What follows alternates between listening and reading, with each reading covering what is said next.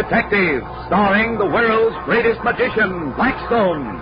He tells you the inside story of the Emerald in the Fishbowl. And right after the story, Blackstone will explain tricks that you yourself can perform, revealing the guarded secrets of the world's greatest magician.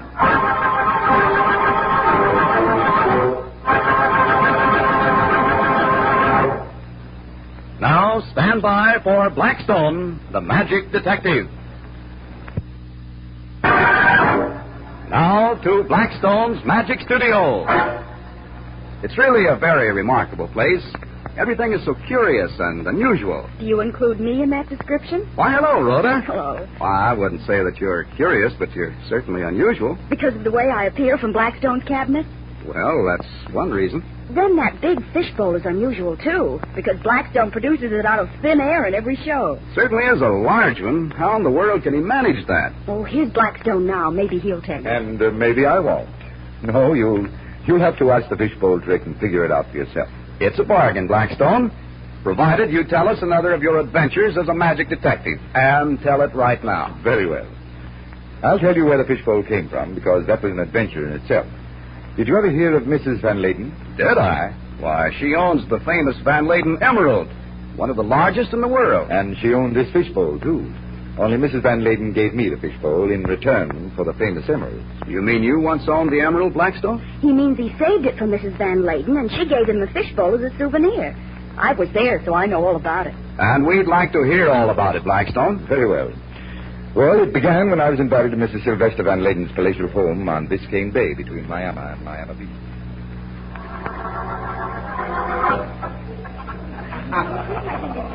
Mr. Blackstone, it's such a pleasure to have you with us. Well, thank you. Miss Brent. Thank you. I've been all aflutter, Mr. Blackstone, waiting for you to arrive. Oh. Something very unexpected has occurred, something very serious. I must have your advice. I shall be glad to give it, Mrs. Van Layden. It's about the famous emerald. You know, the magnificent gem that was a gift to my poor, lamented husband. I've heard about that celebrated emerald. Efforts have been made to steal it. Fortunately, my trusted servants frustrated the attempt. Do you know who tried to steal it? One of the house guests, but which we do not know. Of course, I could not accuse all of them. No, of course not. Nor have I had the opportunity to place the emerald in safe deposit. I was afraid to wear it and afraid to leave it in my room. I can quite understand. So I struck upon a most ingenious expedient that I know will charm you. Come with me to the music room. Certainly.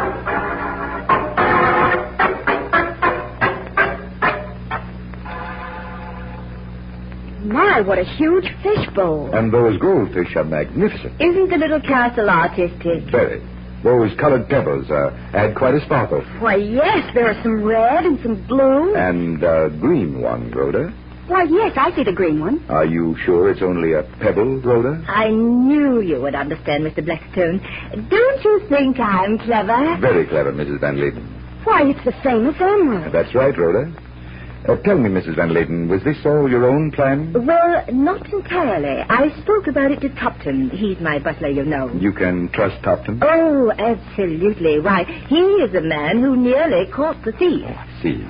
So you told Topton you were putting the emerald here in the fishbowl? Well, you see, I asked where I should put the emerald, and he said in the fishbowl. When I said that anyone might see it there, Topton said, well, all the better. I see. Mrs. Van Layden, I think you've set a very, very clever trap. Thank you. But how is this a trap? It's very simple, Rhoda.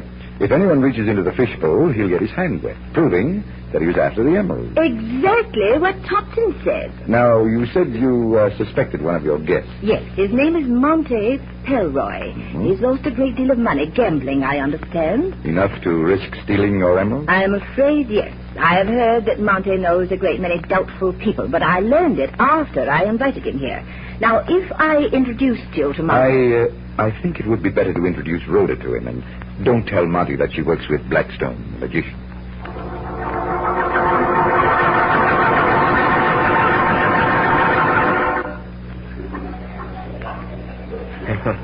So your name is Rhoda Brent. You may call me Rhoda if you wish.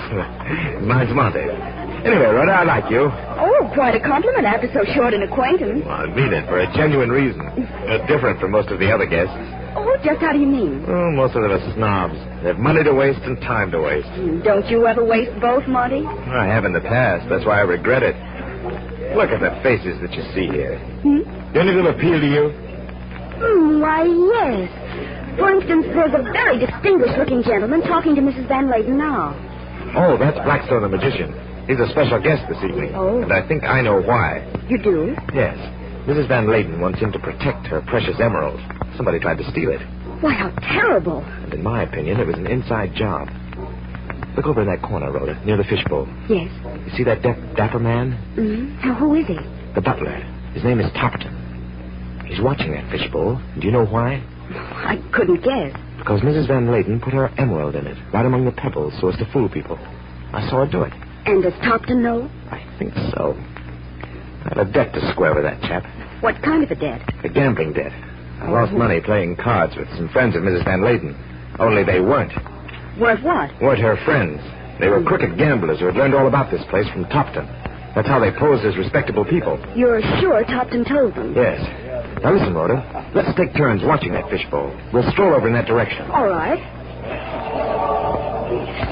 The lights! Somebody turned them off! Mr. Blackstone, the emerald! What happened? Oh, Keep out of that fishbowl, Topton! where are you, Topton? Over here in the corner, madam.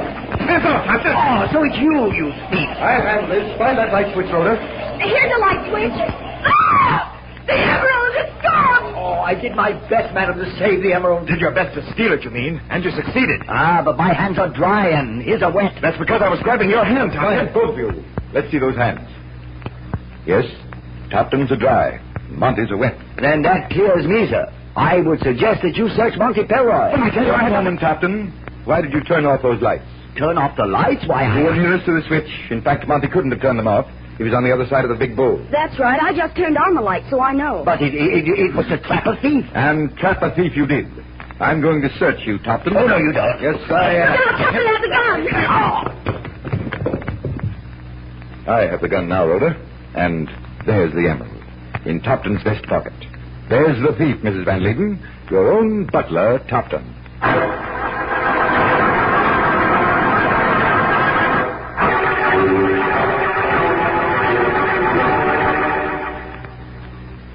But how could Topton have stolen the emerald if his hands were dry? He was merely using an old trick. A trick to keep his hands dry? That's right. And Topton trapped Monty into grabbing for him so Monty's hands would get wet. It made Monty look so dumb that I knew he couldn't be the thief. Well, maybe I'm dumb, too, but this dry hand business has me baffled. Well, look there on the dressing table. Do you see that can of powder? You mean this one? That says, stearate of zinc? That's the one. Shake some of the powder on your hand. All right. There you are. Now rub the powder into your hand thoroughly, front and back. All right. Well, that's done. What next? Dip your hand into that big fishbowl and stir the water around. Now bring out your hand and look at it. Why, it's dry. And so was Topton's hand. Up in his room, we found a can of stearate of zinc. Still dry. Say, that's a good trick, Blackstone. And here is a little mystery that rivals the dry hand trick. We can all do it. All our listeners, right now. I need a saucer and a drinking glass. Any water in the drinking glass? Well, make it about a quarter full. All right, I'll bring them. And now I must borrow something else. A nickel. Do you always begin these tricks with borrowing a nickel? Why, no, but suppose this time we make it a quarter. Oh, you win. Here's a quarter before you make it a $50. What do I do next? Well, there's the saucer. Drop the coin in the saucer. There you go. Now, Rhoda, pour the water from that glass into the saucer. All right. And now? Well, there you are. Pick up that quarter without getting your fingers wet. But you That's said... right, I said no stearate of zinc. We won't use any. In fact, anybody can pick up the coin without getting his fingers wet. You mean anybody that knows the trick? Yes, and since Rhoda doesn't know it, we'll give her a few moments to try it.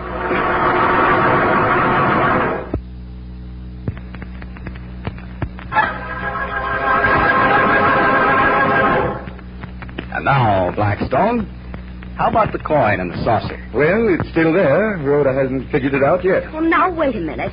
The coin is in the saucer under a half an inch of water. That's right. And you're to pick up the coin without getting your fingers wet. Can't I pick up the saucer? No, you can't pick up the saucer. All right. Then I give up. And so do I. Let's see you do it, Blackstone. Unless it's impossible. No, it's very possible and very easy. Just take a little piece of paper and hold it over the empty glass. Over the empty glass? That's right. Now, strike a match. Apply it to the paper. Now, drop the paper right into the empty glass. There. That's easy. Now, as soon as the paper is burning well, pick up the glass and set it upside down in the saucer of water right beside the coin. All right. There you are. Oh. You saw what happened. Well, I'll say I did. Why, the glass sucked up all the water from the saucer. And there's the coin lying high and dry. Pick it up, Rhoda, without getting your fingers wet. I hope you all enjoyed that trick. And now, until next time, this is Blackstone saying good magic and goodbye.